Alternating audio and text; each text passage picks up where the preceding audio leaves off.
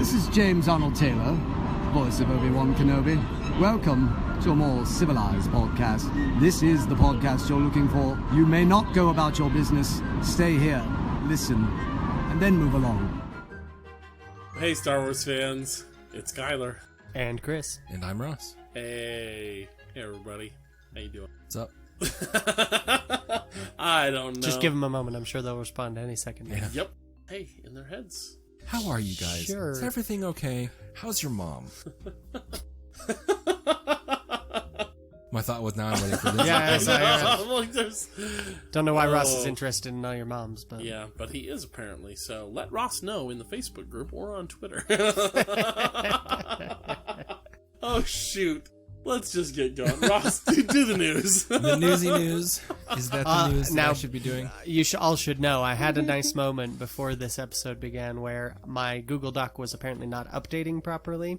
And so I got in the document for our set list for this episode, and there was no news listed at all. And I was like, wow, is it really? I know it's been a slow news month, but I was like, has it really been that little? Or is Kyler just staging a protest here and deciding, fine, we're not doing news until it's just the news?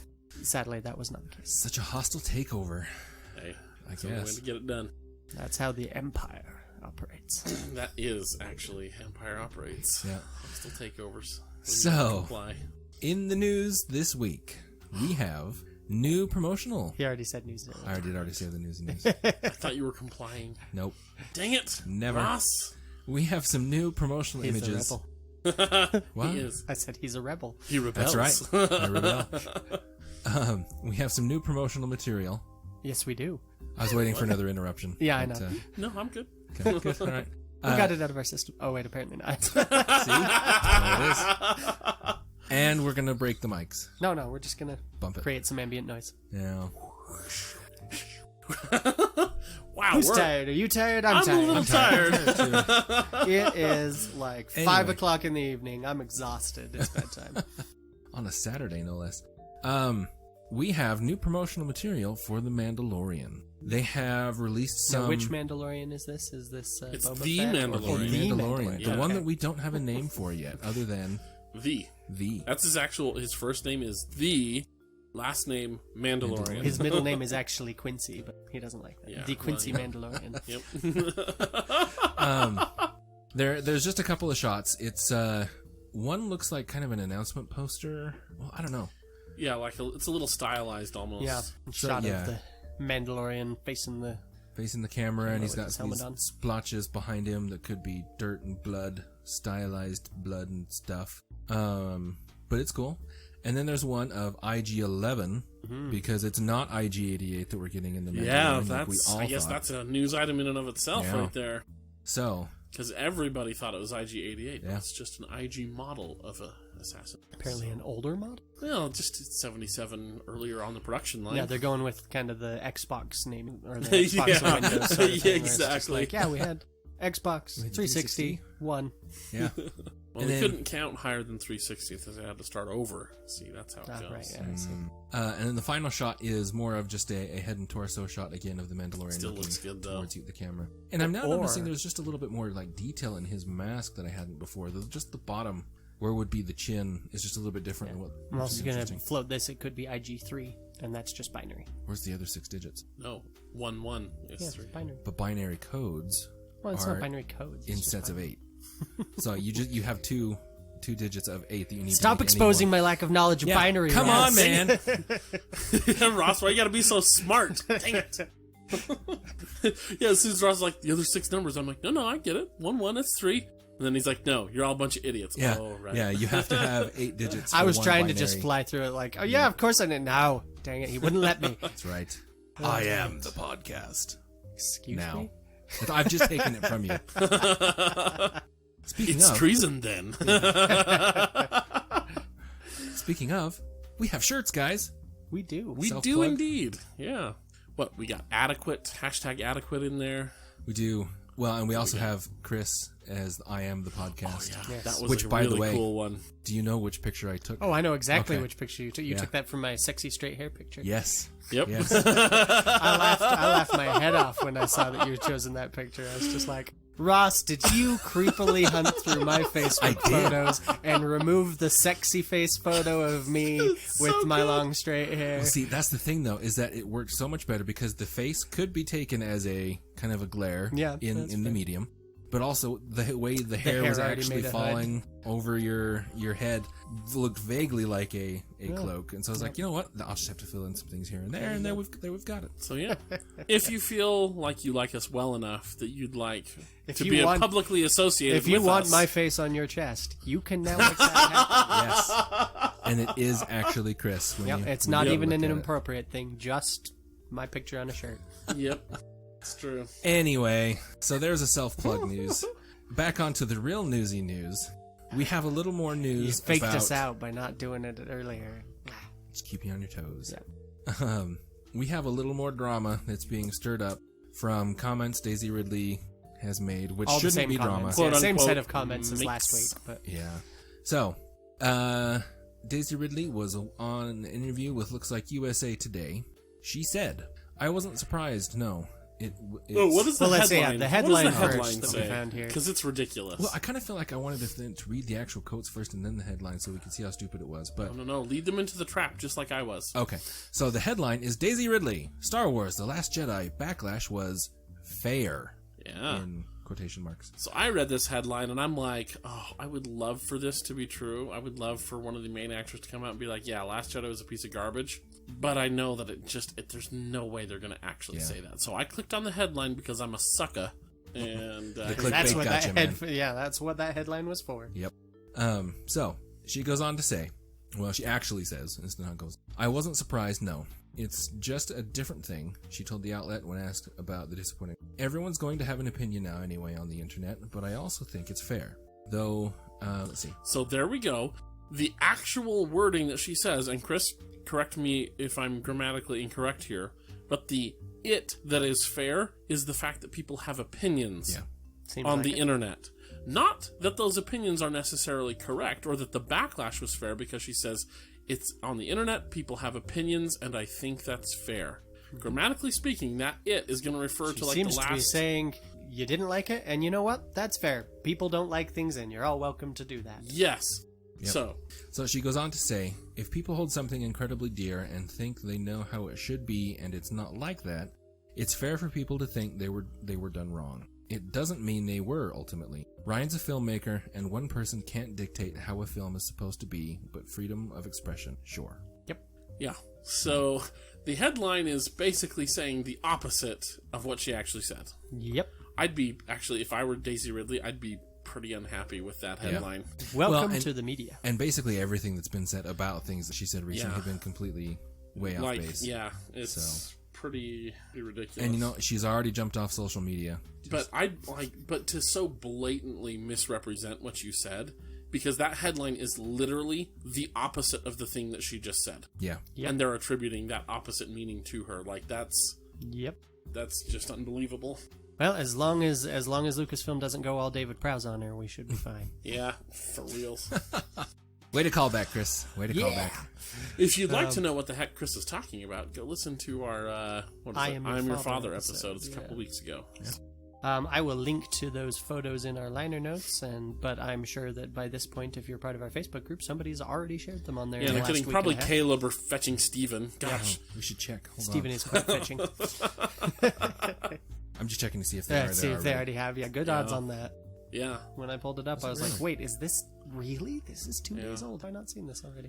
It is not. It is not currently on the Facebook. We did it, guys. Well, so far. For We've now. still got a week and a half to go before this episode airs. You know what? But I mean, if it's not up by the time we're done recording this episode, I consider it a win. So. Yeah, no, that's legit. No kidding. That would be unusual for us. You dang listeners, you're so on top of the news. How can we be your source of news if you guys keep spoiling You it? said that in the last episode. I know. Still on my mind. All week, man. You have I to know. let go I of it? can't let it go. Shoot. Okay, moving on, Ross. What else? What else is going Oh, on? that's That's is it. That's the it. end There's Okay. nothing going of on. the news and news. That's all of the regular Star Wars news. The regular- of the original regular flavor variety. The original regular. Anyway, so what are we newsiest talking about news. today? So we are talking about the Clone Wars. Remember, Chris, I can do anything. I could I totally know. cut all that out and just I be know. repeat Newsy News over and over again. Oh, I kind of want you to now. All of a We're sudden, gonna in the talk middle about- of just sprinkle Newsy Newses throughout the podcast. And be suddenly cut into Kyler's. It'll just be a Newsy News. I will stab you in the neck. All right, listener, we'll see what Well, you heard it shenanigans I here. get up to. If we find Ross shanked Stabbed in the neck, we've got it on tape. That's true. Ross, you might want to make a backup of this file just in case. So we're talking about the Clone Wars today. If I die, this podcast goes live. See how it feels? See how it feels? Let me talk. Dang it. We If finally... you die, this podcast goes with you. Thank you, Chris. Because he and I aren't doing Yes. the work of Yeah, that's true. Are you two done? I don't know. I'm having Maybe. fun. Yeah, we'll see what happens. I may have run out of interruptions at this point. Yeah. We'll see. Apparently not. You just did again. No, I didn't. You weren't talking yet. Okay. Ross, behave. Where's the squirt bottle? No, squirt Ross like a cat. Not on no. the microphone. Okay. Yeah, I can get you one of these. So air- we're... Oh, Okay, my gosh. I'm ready to talk about Clone Wars. Go for it. Kyle. interrupting these guys will never get old to me. I'm sorry, I know, listeners. it's true. It's so funny. Oh, but now I'm in like this giggly tired mood. Oh, jeez, it's gonna be a nightmare. All right, so we're talking about the Clone Wars TV show, the 2008 to 2013 Dave Filoni goodness. Chris has been diligently, infrequently watching. I was going to his, say that is a word that you could use if you wanted to be inaccurate, but Yep. Chris has been working his way slowly through the Clone Wars with his sons, and he said, "I feel like I've got enough of it down to we can maybe do an episode about I'm it." about so- done with season 2, so I was like, yeah, I'm sure we Yeah. can talk about what chunk of whatever you want. Yeah, and when he told me that he's mostly done with season 2, I was like, that's perfect, because one of my favorite arcs in the entire series comes from season 2. It's the second Battle of Geonosis. They have to, so in canon lore, in episode 2, the movie Attack of the Clones, there's the arena battle and the big battle, the clones come, save the day, whatever. That's the first Battle of Geonosis. And it is technically a Republic victory in that the Separatist army has to retreat. But then after a retreat, and this all happens off camera in between, or right after episode 2 ends, basically the Separatist army retreats and reinforcements arrive, and the Republic basically gathers up all their equipment and their survivors, and they book it out of town before they're caught and destroyed. Yep, they pick up everything but Anakin's missing arm. Yep, exactly. Yeah, had to leave that there. And then Geonosis is back in the hands of the Separatists, and they have to go back. So there is a 4-episode story arc, season 2 episodes 5, 6, 7, and 8, that show the reconquest of Geonosis by the Republic, because it's a massive droid factory.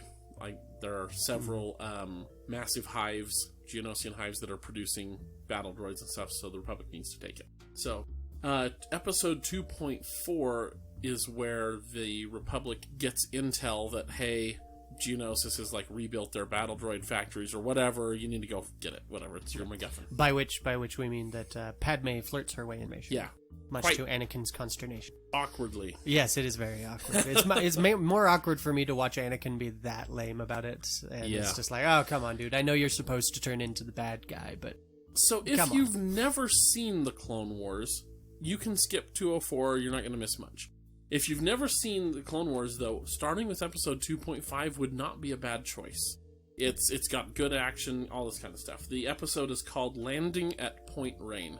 And the idea behind this story arc, Dave Filoni wanted to expand the scope of war from what it had been in the Clone Wars. Because so far you'd had one little like battalion or legion or whatever of clones versus one little army on a single planet, and it would just kind of focus on a few characters and the battles going you had around. sorties and scout missions and behind scenes special ops stuff, but and so nothing that was real full on warfare. Yeah, they wanted to show you that, like, no, this is a galactic war on a galactic scale. You're invading a planet, for heaven's sakes. This is not just, here, you march down this street, I'm going to take my guys and march down this street, and then we win the planet. So they were like, we want to show that that a planetary invasion is a big thing, that this is a big scale operation, that this is the Clone Wars we've heard about, right? And so at the very beginning of episode 2.5, just going to be lots of spoilers. Just be aware of By that the way. for this episode, yeah. But I mean, after this many years, you're on your own. Yeah, exactly. So I don't feel bad. If you've been listening bad. to our podcast for this long, you've already had plenty of spoilers. Yeah, that's true. So at the beginning of episode 2.5, they actually take the time to specifically show you a hologram of Geonosis and show all these little red arrows of we're going to be landing here and here and here and here all over the planet. There's like a dozen of them. Everywhere. Which is really cool because it does kind of give you the idea that, like, while we may be focusing on a handful of you, there's going to be stuff going on at different places around the planet. So the main characters for this episode are Anakin, Obi-Wan, and Ki-Adi-Mundi, the Jedi Masters, and then their respective clone entourages. And they are to take and capture the Point Rain objective, is just what they've named it. There's this spot on the board they've called Point Rain, and it's their job to go secure it so that they can approach safely to the factory. Yeah, so they can land the rest of their soon. Yeah. And so they come up with, and they do actually a really good job. It feels, for the Clone Wars, which is a kids show. Yeah. But they do a really good job at making it feel like you're in some kind of military briefing and like you need to get this objective. They did a really good job at sort of elevating the drama of the moment, I guess, of planning. And so you have Ki-Adi-Mundi, Obi-Wan Kenobi, and Anakin, who all are leading their group of clones in a 3-pronged attack on Point Rain, to attack it from 3 different directions so that they can overwhelm the defenses and then clear that spot because it's a good landing spot for the capital ships to start dropping And so heavy that they equipment. can get flanking bonuses while Exactly, yeah, which are, don't underestimate those flanking Absolutely. bonuses. That way they can sneak attack. And I watched these episodes but yesterday. So I watched them yesterday, a refresher. And so I noticed, I just wrote down little things that stood out to me as we go, because I'm not going to go through the whole episodes because we'll be here for, 88 minutes. And I'd like this episode, if possible, to be less This episode time, will, but- in fact, be a dramatic reenactment of these 4 Yeah, episodes. exactly. On your marks, gentlemen, let's go. No, it's good. Well, hello there. So, landing at Point Rain, for any fans of the old Republic Commandos game, early on in that game, you're on Geonosis attacking, and you have to go through caves, and there are like egg sacs and like the Geonosians hanging from the ceiling and flying, and you've got flamethrowers and stuff. Dave Filoni must have loved that game because he reenacts all of that. Ki-Adi-Mundi's troops go through these caves, and it was actually George Lucas's idea to have flamethrowers in there. So I have the DVDs of all of this, so I watched the special features that they had for this. And is it a part of this set of episodes, or is it the next Geonosis set where you actually see one of the Republic Commando game characters' helmets?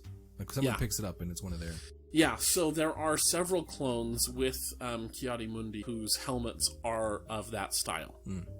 From the Republic Commandos. I mean, it's a definite nod to that game. But then George Lucas specifically said, apparently, like, oh, here's where you should have flamethrowers. And Filoni was like, I don't really know how to, like, get the flames to look right and stuff. So, and George was like, well, that's okay. Here's where you should have flamethrowers. So then they were like, okay, yes, sir. George is just the kind of boss we all love. Yeah. So they went out and made flamethrowers that actually looked pretty good for what they had, Not great, and certainly not as good as some of the later Clone Wars stuff, but still pretty good. The attack in the caves and stuff, it's very much those early couple of missions of Republic Commando, which I thought was a pretty cool way to sort of tie things together. And the planet-wide invasion, actually showing... Oh, this was cool, too, because a lot of times in Star Wars, it seems almost like the good guys just kind of steamroll over the plot, and there's not too many setbacks.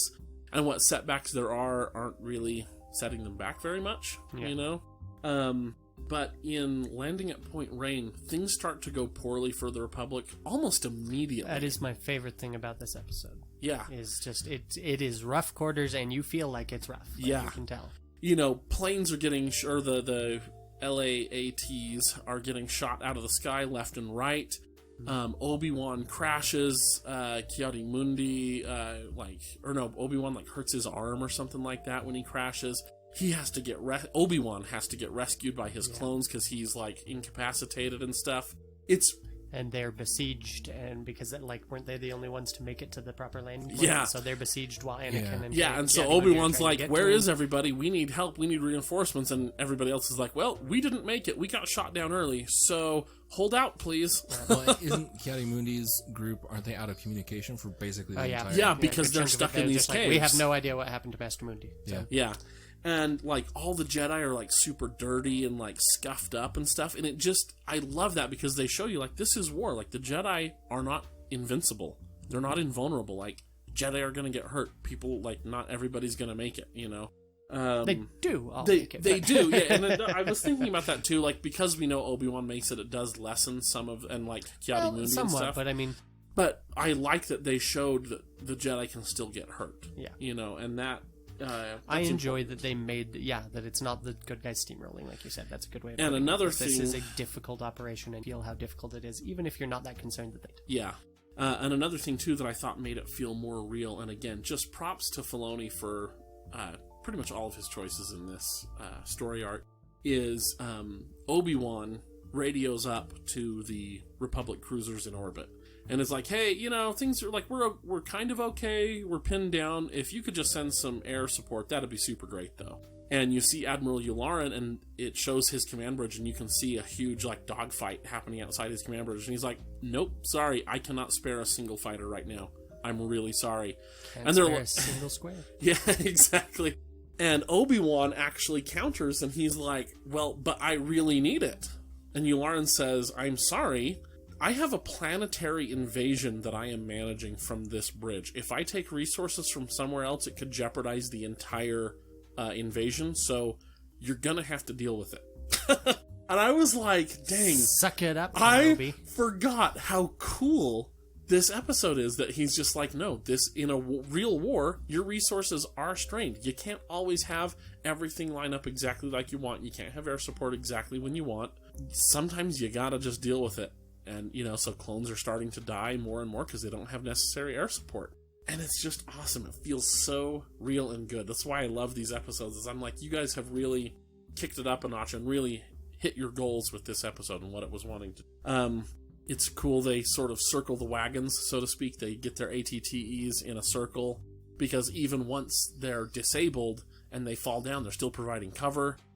Which I'm like, that's pretty cool. They have Geonosians riding by on their speeders, very much like cowboys and Indians kind of a thing. Like they're, you know, one hand shooting into the corralled ATTEs, you know, and stuff. I'm like, it's very cowboys and Indians kind of a thing. Very cool. Yeah, and then the Jedi are dirty and wounded, of course. By the end of the episode, the Republic is able to prevail. The firefight, you know, in orbit subsides, and Yularen radios in. He's like, hey, do you still need air cover? And they're like, yeah, that'd be great. So he sends a squad of Y-Wings in to bomb everybody into oblivion. But Yularen, is this the same? Or not Yularen. There is, you do see, yeah, it is Wolf Yularen. Yeah, it is. He's Admiral. That's the Yularen that we see in the new throne. And in the conference room on the Death Star, he's the guy in white. Oh, yeah. So he leaves the Navy at the end of the Clone Wars to found Imperial Security. Yep. And so they finally achieve their goal. They capture Point Rain by the end. And Kiadi-Mundi's out of range. They have to go through the caves you were describing, and then Anakin's group gets stopped by a inconvenient wall, fortress wall, or Yeah. Yep.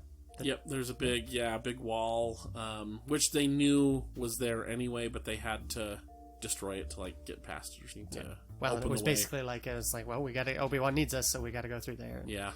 So lots of fun action, good fight scenes, really cool choreography, battle choreography and stuff. Then the next episode is 2.6 season 2, episode 6. The Factory is what it's called. So they achieve their goal of landing, and you see troops getting disembarked and whatever. And now they have to assault the droid factory itself, which is itself heavily defended. It's full of battle droids, which are going to fight. So, you know, it's a big target, right? Could read my notes. That would be super helpful. Oh, okay. Talk into the mic. Yes. If I could remember how to podcast, that would also be super. Wait, is that what we're doing? Oh, Yeah. man. Right? There we go. Maybe. Is that better? It is actually. Hey! Do people actually listen to us? I know, right? Occasionally. Apparently. Weird.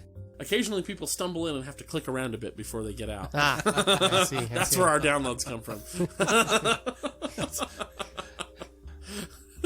I like that visual. It's a good visual. Yep. It's like, how did I get here? No, hit back. No, stop it. Button mashing. And... Yeah, our website is basically a lobster trap. It's like, all right, you got in there, you can't get out. Ha, ha, ha, ha. That's true. That's how my wife married. Giant lobster trap. And I'll tell you, being in that lobster suit was no fun.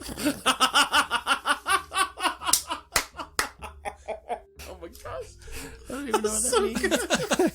Have you ever seen those giant lobster No, suits? yeah, but Yeah. why would you be I'm in there? picturing you in one, Yeah. in a giant lobster trap, and Christina's like, ooh.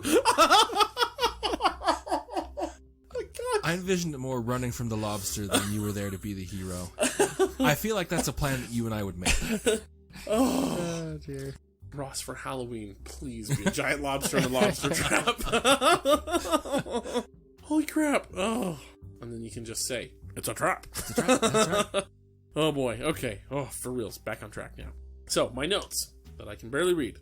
I have more good warfare, right? Deception, ambushes. There's a really cool part, because as Sun Tzu said, right, all warfare is deception, which is true. I mean, if you want to win a war, that's how you do it. You trick your enemy into thinking you're weaker or stronger than you are, depending on what you need. You trick them into thinking you're someplace else someplace when you're someplace else, whatever. All warfare is deception.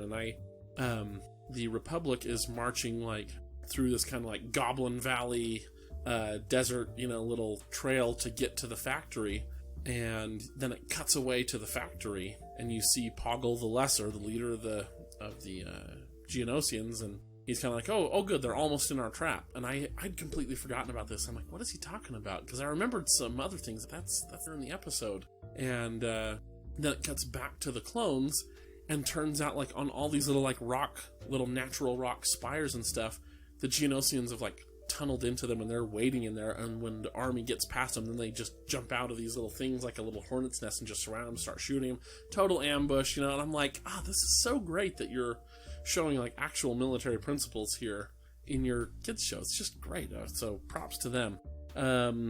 You see Anakin's attachment. So this episode, Anakin Skywalker, his Padawan is Ahsoka Tano. The most heroic person in Star Wars, I believe. That is the official stance of this podcast. And another Padawan, Barriss Offee, who was on our Rose Bracket as well, I believe. Yes, she was.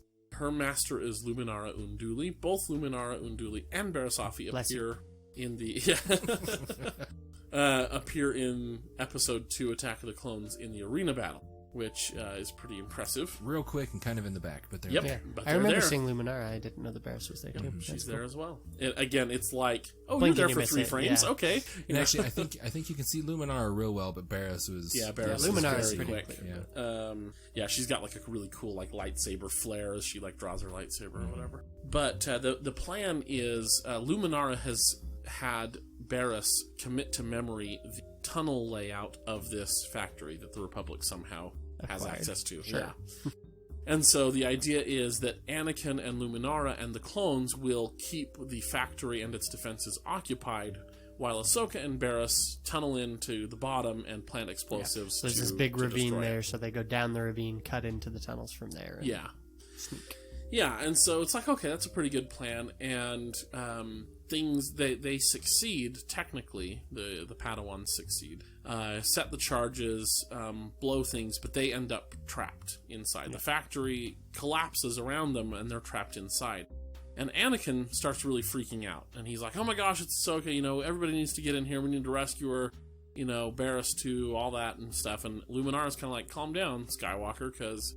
like, my Padawan, I care about my Padawan too, but this is war. She knew the risks. She's a Jedi. She understands that, the good of the many outweighs the good of the few. What? So that's, I know. What are you talking about? Yeah, it's a Star Trek reference, Ross. What? For the Ultra Nerds. Apparently you're one of them because you got it. Yeah. And so she's basically like, calm down. Don't be so attached, man. Like, we're all in this together. We all know that some of us might have to sacrifice ourselves, and that's just how it is. And Anakin refuses. He's like, no, this, it's my Padawan, she's special, blah, blah, blah. And it's a really interesting contrast and a good setup, because it shows you, like, even though Anakin's heart is in the right place, saving the life of your Padawan, like, that's an objectively good feeling, a good motivation, a good desire, it's still in conflict with the rules of the Jedi, and is ultimately his downfall and turn to the dark side. And so I'm like, it's really great that Dave Filoni is able to plant so well these little seeds of Anakin's downfall so early. Anything else you guys want to say on the... By the way, if you're not planning on watching these and just want the spoiler, Barriss and Ahsoka survived because they've been constructing massive new super tanks in this factory. Yep. And they managed to get in one before the factory collapses down on them. Yep. And yeah, so in its protected shell, survive. And yeah, it's a really good, fun finale to like the big war stuff that we see. This big giant collapsing thing. Oh, this was kind of cool too. Sorry, I have some notes from the special features here. First off, in the special features for this episode, you get to see Dave Filoni without his hat. Yeah. Oh man. I'm just saying. You just have an exposed brain there? You honestly, it might have been like it's unsettling to see Dave Filoni without his cowboy hat He on. occasionally scratches it like the guy on Nightmare Before Christmas. Yeah, exactly. No, he's got like curly black hair, and I was like, man, this is weird. Put your hat back on, Filoni. And then literally like the next time they show him, he's got it on, and I'm like, oh, okay, balance has been restored to the galaxy. Does he have a full head of hair? He does. Yeah. Or well, he did in like, Back then, 2009 right, or whatever. See, that's what I always get from people is I'll like take my hat off and you have hair. Why are you wearing a hat? I was like, because hats are cool. They are cool, but it was just weird to be like, hey, if you want to see what Dave Filoni looks like without his hat on, this is the place to get it. So they added, Filoni was really proud of these new visual effects that they had created for Wars.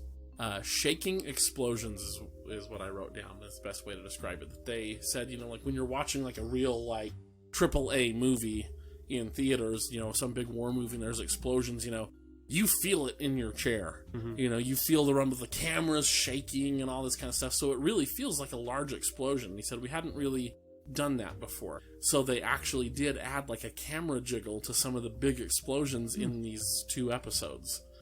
Particularly like they blow a bridge to the factory and stuff with the separatist army on it to kill the battle tanks and stuff.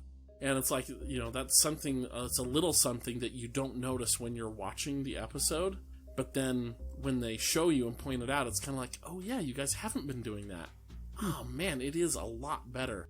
And then, were you looking at pictures of a hatless Filoni? I was trying to find them, yes. Isn't it unsettling? Well, see, and actually, on my phone, all I did was type in Dave Filoni and just found the images. Mm-hmm. And it was several thumb scrolls down before even one came up. Uh-huh. But I've also noticed normally he wears a cowboy hat. Yeah. But it looks like he does have an emergency baseball cap that he occasionally wears. So, yeah, that's his backup. Like if his cowboy hat blows off, he can quickly whip it out of his pocket and put a baseball cap. But the other thing that Filoni called black shards were added for depth to the explosion. He's like, so normally we would just have like a cloud effect or whatever that would color orange, and there you go, and it expands, and that's your explosion. But he said it just felt not as full as it could have. So they added these little black shards that would just kind of poke out in random places, and they could color in black or brown or whatever they wanted. And it really made the explosions feel like there was debris popping out of these explosions and flying off somewhere. And so then they did some like side-by-side shots of the old explosions in previous episodes and then the new stuff with the shaky cam and the black shards and whatever. And it's a staggering improvement quality of their explosions. Yeah, it's interesting how little changes like that can really make a shot. Yeah, there's another visual effect that I want to talk about later when we do another episode on Clone Wars on Kamino that's really cool that I wouldn't have thought of, but I'm like, actually, yeah, the flamethrowers were George Lucas's idea. That was kind of fun. Oh, so the Geonosians, the little insect buggy things, right? They had a little section on creating the sounds for their voices and whatnot. Care to guess what they are? Chittering, sort of. Yeah. The Geonosians. Something played backwards. Nope. Squirrels. Closer. Chipmunks? Nope. Mating penguins. Naturally. Oh, wow. Yeah. And fighting fruit bats. Huh. The sound guy literally like went to a zoo and heard penguins like being like, "Hey, baby," and he's like, "That sounds a lot like what they used in the movies. We're gonna record that." And then, so they had to recreate that from the movie. Then. Yeah. Oh. And then he said he gave a banana. So he had 2 fruit bats. He gave a banana to one of them, but not the other one. And the other one rightly felt totally screwed over and started yelling at the one with a banana and making all sorts of angry, unhappy noises. Yeah, I know what that sounds like. Yep. I have sons. Yeah, exactly. Yeah. Yeah. I have Don't even one have and to a give them half-year-old. anything. They'll Yeah. find a reason to fight. Exactly. And then recorded that, and those are like the two primary sounds used for all the Geonosians in the Clone Wars. And then he said also for doing Poggle the Lesser, because he has a distinct voice, beyond. Yeah. That was pretty good there, Chris. That he took I was wax surprised myself. paper and put it over a comb for extra vibration, and then blew on it, and would do voices while he was blowing out, humming at different pitches and stuff. And so then that gets kind of like this bass humming noise for Poggle. And then they literally just had a voice actor be like, okay, listen to that. Now do it here. We can record you, and just make up all kinds of weird little backwards noises and stuff. Because Poggle apparently does a lot of intake noises. Yeah. Yeah. And then just random weird things. So then they just recorded lots and lots. It was just basically okay, now try to sound confused. Okay, now sound angry. Okay, now sound like you're giving an order. Okay, now sound and just a bunch of that until they had he said they had 20 solid minutes of just Poggle voice. Sound design is one of those jobs where it's just let me describe what I did for you today. It's first we tried just slapping dummies' faces with slippers. That didn't quite give us what we wanted, so instead we soaked the slippers in oil and water and then tried slapping them. That worked a little bit better. But after that, we decided to layer on some rubber over the face, and then once we slapped it, we really got that we wanted. What's that from, Chris? That's too specific. I have no idea. No, I literally made that up in my head. But it's just the some of the stuff when they're describing, it's oh yeah, this is how we got that sound. It's just so basically people pay you to just grab stuff and smash it together and move it around in front of a microphone until you're yeah, that's what an alien from Geonosis would sound like. Sure. It's We actually had to do today that we're going to for- go on a field trip. Let's record some animals mating. This will get awkward. Oh, man. Chris, any thoughts on The Factory? It's all right. I don't think it's quite as solid as the one before it. I don't either. Yeah. Landing on Point Rain is a really, really terrific episode. It gets, it's one that's not bad. It gets a little lost whenever Ahsoka, down in the tunnels, when Ahsoka and Barriss are wandering through there, and it's okay, yeah, this is kind of, we can't, narratively speaking, we can't just jump straight to the point here. They have to work their way there, otherwise it's not worth anything, it's not as meaningful. But it's also not that great working. It's okay. Yeah. But the explosion of the factory at the end when it collapses is pretty awesome. Watching this whole big oh, and another thing too. They said they wanted to really impress how big this factory is and what a big moment it is for it destroyed and whatever. So when the explosions, and there's several explosions that happen throughout the factory bringing it down, almost it's like a building demolition, they're taking down a skyscraper or something. It's kind of like that. Yeah, but that is what they're doing. So. Yeah, it is, yeah. But just for visuals, if you haven't seen it, that's what's going on. So they actually dull all other sound in the episode except for the music and the sounds of the explosions. So that's all you hear is just the music and the explosions. And then they actually dulled the sounds of the explosions a little bit so they sound far away, because the shot is actually quite far away. You're not seeing it, you're just seeing Spire as it's collapsing and stuff, and so you just hear it's really pretty cool. Yeah. Oh yeah, I'll grant that. Yep, that's a good shot. I do agree that I appreciate the trickiness, narratively speaking, of taking behavior that we all recognize is not inherently bad, concern for someone you care about, and giving it a genuinely unsettling feel. It is unsettling. Just having Luminara there watching Anakin and being dude, that's not appropriate. And they do a good job of making it genuinely unsettling. That it's yeah, Anakin. I mean, logically speaking, I'd probably be doing the same thing as you in that situation, but I can feel that this is off to be doing this, and that's tricky to handle. Jedi way. It's tricky to manage. So. Yep, and they do it. Filoni is that. So then they switch genres a little bit. A lot of bit. So you go from a pretty straightforward, war movie kind of a thing, Longest Day or something like that, right? To horror. Go from that to Alien. Yep.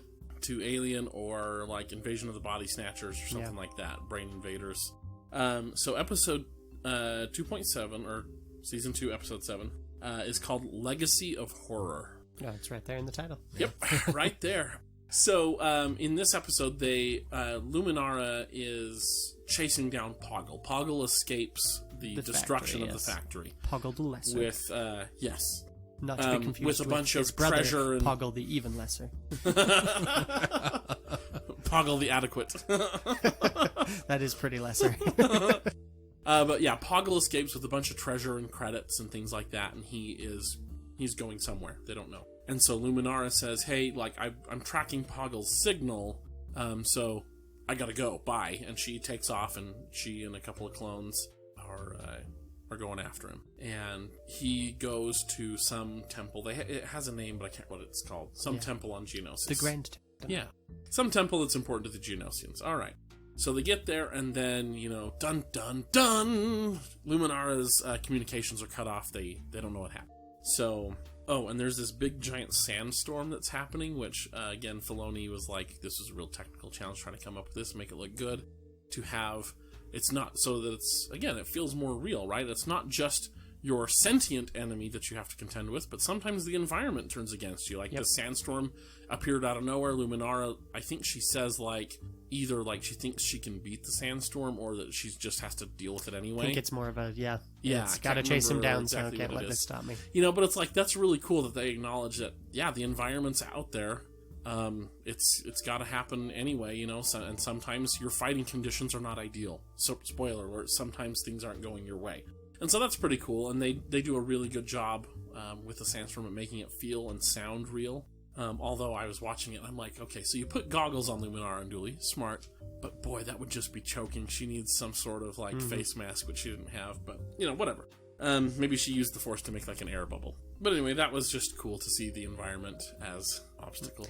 So then Anakin and Ahsoka Anakin and Cody and Rex and Obi-Wan, not Ahsoka, they can't find anything, and it's all broken up, and there's this cool, like, bas-relief sculpture of some previously unknown Geonosian.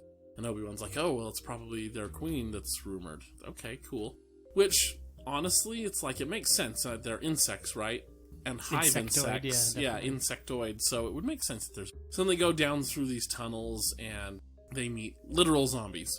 Geonosians that are dead, still fighting. Blaster bolts don't stop them. The only thing that stops them is a pretty complete dismemberment by lightsaber. And there are these little snaky worm things that make the zombies. So they keep going down. They meet... Which they don't figure out at first. Yeah. They don't see those. I thought there was, like, a part of one, but that, like, you, the audience, see it. Yeah, but we see they move on past the bodies, and then we get our dramatic irony of seeing those slither away. But exactly. That's right. And so they finally make their way down, down, down, and they meet to the burning ring of fire. Yeah, exactly. Set you up for that. Thank you. They meet Queen Karina the Great. Queen Karina, really? Mm-hmm. Yep. That's her name, Queen Karina the Great. Who is voiced, this was surprising, by D. Bradley Baker, the voice of every single clone. That man can do anything. He is so great. He's just wonderful. And so they had, like, little clips on the behind the scenes thing of him, like, doing the voice right there in the interview or whatever. And he's like, he's doing the interview, but in Karina's voice. So he's like, I'm not sure how much modulation they've done. And it's like, I did, of course, that was terrible, absolutely rotten impression. That wasn't bad. But, and I'm like, wow, they didn't have to do hardly anything for it. Not with D. Bradley Baker is so amazing. He's almost so Alan good. Tudykian in his... For real, seriously though, like, all joking aside, D. Bradley Baker is remarkably talented. He is. As a voice actor. Just absolutely incredible. And, like, a pretty genuinely, like, cool, funny guy. Like, he would be a guy that, like, you'd want to just, like, hang out with. So yeah, Queen Karina the Great, and it's really cool, too. The first shot you see of her is actually her abdomen, like, pooping out eggs. As Geonosians, like, gather the eggs, just like ants do, like, in real life. The queen just sits there and it's one egg as fast as she can pump it out, and there are ants there to take them away and go put them in the little ant nursery or whatever. And you see that happening here, and I'm like, that is such a cool little throwaway shot, but makes it feel very real. that, like, yeah, no wonder this is a revered, respected person. She's But can literally the mother of your hive. Yeah, but can she make slurm? Slurm? What is that? Ha! You don't get the reference. Too Dang bad. it. Moving on. Schlock mercenary stuff? I don't know. No, Dang. that would be Futurama. Futurama. I knew I would get that reaction. Yeah. Ross, you haven't either. No. No. Well, I'm all alone. Here beside you. No, I mean I'm still all. It's heartbreak. And then, yeah, they talk with her. She explains what the audience already knows. Hey, I have these other kinds of eggs that are these little wormy things that are connected to my brain, and they can just take over your mind. And so they're about to put one into Luminara and Dooley. They rescue her and, like, collapse the tunnels and stuff and get out. Little do they know, a couple of these get into some clones, and this goes into the next episode, 208, Brain Invaders, which is exactly what it sounds like. Classic, horror, the aliens taking over your body, you don't know who you can trust, kind of. And it's a real secluded episode on a single Republic consular class corvette, where these clones keep getting infected by all these little things, and it's up to Ahsoka and Barriss to save the day. Barriss even herself gets taken over, and Ahsoka saves the day, turns on the AC. Oh, and that was another thing too, is that they have they added like little shaking to show that it's cold into Ahsoka's movements and stuff, because she's in her Ahsoka getup, which is like a tube top pants. Would get pretty chilly. Like, Yeah. makes sense for Geonosis somewhat. But. Yeah, and so like they show her shaking, and they added like a breath effect, which is pretty cool. So a lot of like this arc did a lot of little things visually that really sort of upped the game visually for all of Clone Wars, because after that, then they already had it figured out how to do it and could just add it in standard, So really important arc visually for it. Really fun arc for, narratively. I meeting Queen Karina the Great, the fact that she exists, I think is so cool for Geonosian society. Like, you learn, it shows that there's so much more to them than just, oh, these are generic bad guy bugs, go slaughter them, that, like, they have a culture. They had a temple dedicated to Queen Karina the Great. Like, okay, so there's a lot to dig into here with these people. It's so cool. Love these episodes. My big thing with these episodes is I was a little disappointed they went with the mind worms, because I feel like that's been done a lot, and it was kind of like, oh, all right, well, if we're gonna do the mind control, like, worms are a way to do that. It happens a lot. Well, and so it was. But the thing with that is, like, Filoni and Lucas, who he toodled. The tutelage, is that a word? George tootled Dave Filoni. I think the actual word is tutored. I believe so. I like mine. What you're actually describing is illegal in the state of California, so probably they did not. Oh, shoot. Ready for things to cut out of the episode. And to stick back in at the end. Why That's would what you she cut that said. out? You didn't say anything inappropriate. Woo. Well, that one might have gotten. Yeah. Oh, boy. But we know that Filoni and Lucas both like to pay homage to other films or genres or whatever, and that's clearly what this is they're like, hey, let's pay homage to some classic zombie, alien, kind of movies. It's just one. It struck me when I saw that I was like, that one's been done enough that it feels less like homage than it does just. Yeah. It's off not or as well done repeat. as some other homages that he does. Like, he's got a Seven Samurai homage. And so later I that's just, really good. when I saw it, I thought of in season 6 of Supernatural, there's an episode where there's this creature who's been creating new monsters that the world has never seen, and she creates worms that can go into a person's ear and take over their mind. And Dean immediately just takes to calling them con worms. And it's just like, yeah, we've seen these before. And they even reference that in the episode, that it's like, this isn't really even something new. It's been done a lot. And then by the time you get to... And so by the time I got to it here, granted, I was not watching Clone Wars significantly after the fact, but it was just like, yeah, I've seen that before. I've seen a lot of this. Yeah. Insectoid species, there's not a lot there new because I've seen it done often in sci-fi. Ender's Game used them, and a lot of different others. But none of it was bad. It was just like nothing knocked me out of the park. It's an easy, I think insectoid species in sci-fi are an easy step to go to, because it's an easy way to feel foreign and yet familiar at the same time. Yep, that's the you know. I will add, this is actually when I started watching Clone Wars, I was not watching it with my sons. And then I got the DVDs after we got rid of our Netflix account. And so I started just being like, you know what, maybe I'll just put on some episodes while we're eating lunch or something so the boys can watch with me. And so this Legacy of Horror was the very first episode of this that my boys saw. Throwing them in at the deep end. Yeah, it was. I did not realize what I was getting into. And so I started it up and I was like, well, we'll see how this goes. And so they both were like, this is scary. And I was like, yeah, but it'll be okay. Who always wins, boys? The good guys. And I was like, yep, more or less. And so they made it through that and they were like, and then they watched the next one, the Brain Invaders. And they were like, that one was scary too, but not as scary. And I was like, all right, good. And then by the next one, my team was like, that wasn't scary at all. I was like, there we go. There started you off rough, so now everything should be fine from here on. Well, yeah, we'll see. I was gonna say there's some later on, but you know, He can hear. Kid needs to tell. Oh man, He's 6 years old already. Come on. Yeah, he needs to pull his weight. Let's get some hair on his man. chest. Ross, do you remember these episodes? What? I should have reviewed. I forgot that we were doing this week. I'm sorry. Slapface. But I mean, I remembered as you're talking about it. Yeah, I have no particular thing to agree or Anything to disagree say from an art perspective? on. I would like to see those docs you were talking about. I think in particular, I did look up some scenes of the I'll bring over flamethrower. the DVDs then. I did look up the flamethrower just as we were sitting here and you were talking about it, and it looked fine to me, really. I mean, it looked the style fit the style of everything else in the Clone Wars. So, you know. Oh, another just fun random fact, because why not? It fits here. So, the season 2 box set of Clone Wars is silver. On the inside, speaking of Dave Filoni homages to other famous things, it's Italian on the inside. You have, Chris, what? I have the You have copies the I bought from the library. Yeah, so they're okay. all- So if you bought it new, it's silver in a hard case that opens like a book, and in the middle it has an extra flap that actually has a book with like concept art and stuff in it.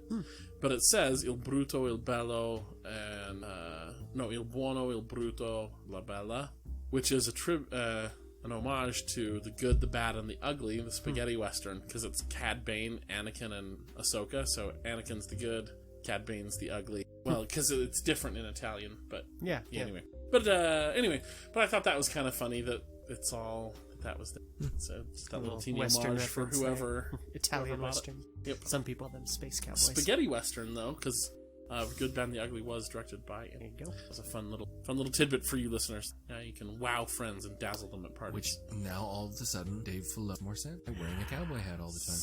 Yeah, that actually. Whoa, Ross, blowing my mind over here. He himself is a spaghetti. That's so a space fantastic. cowboy. The man is an embodiment. A gangster. Yep. That's Some people Cowboy call him Bebop, Maurice. isn't it?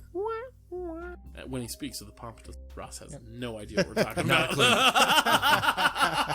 That's my Joker reference by Steve Miller Band that I didn't I've get been in trying earlier. to work it in for Thank you There so go. much, Chris.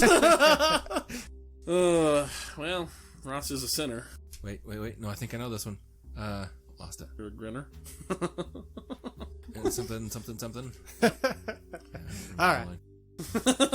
Okay. Wow. Before I try to work more Steve Miller Band into this show, I think that's everything then. I think it'll probably be a shorter episode. Yeah, it might be. A little bit. Good enough. yeah. Take the money and run. Yep. Another reference I don't get. Yeah. You wanted more Steve Miller, so Yeah, just- Steve Miller Band. It's so good. We'll do a Steve Miller episode sometime. We'll just do an entire episode where we can only discuss Star Wars using references from songs. Oh man, that'll be so fun. Okay. It'll be a headache. It would be a headache. It'd be awesome. Alrighty.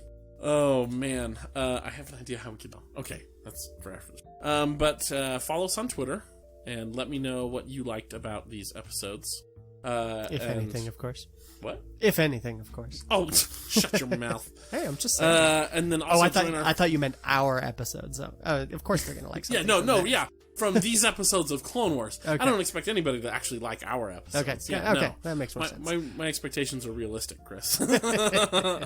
And join our Facebook group, A More Civilized Podcast. Where you can find such gems as this week's shout out. Wow, look at that I segue. know. I Yeah. know. Ross. Sometimes I can catch it just Dang. right. It's the shout-outiest shout-out. That's right.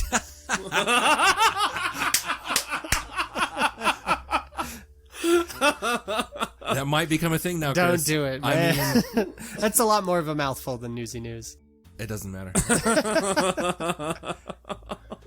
Shout outiest shout out. That was ever shouted out, That was that was to ever be shout-outed? Yes. Which Shouted. one? Doesn't matter. Out-shouted. Anyway, this week we are honoring Steven. Hey. Who Never heard of him.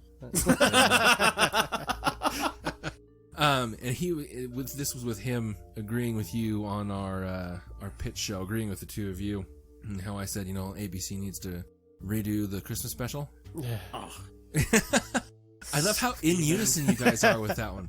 I mean, I even left your unison in the end credits on that episode as well. I mean, but he sent me the gif of Kylo Ren. No, you're still holding on. yeah, that's right. Yep.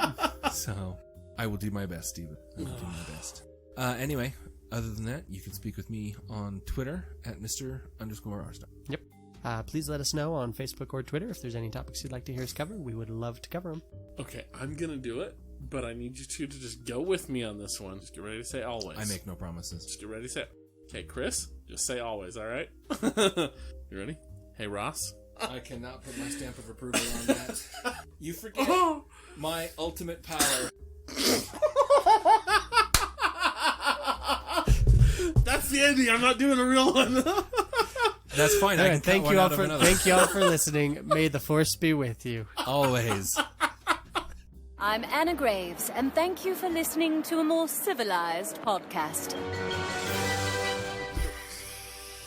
You ready? Yeah. This is giving us windy backgrounds. Oh, Ross, I'm trying to get to you, but the wind is so much. Ross, give me your hand. I can't, Ross.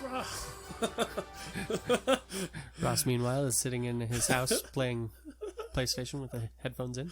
Yeah. You ready? As I'm gonna be. With the regular news, are you ready? No, I'm not ready. The for Star regular Wars news? Nope, I have no idea what regular news is. Oh. Occasionally people stumble in and have to click around a bit before they get out. I see. That's where our downloads come from. I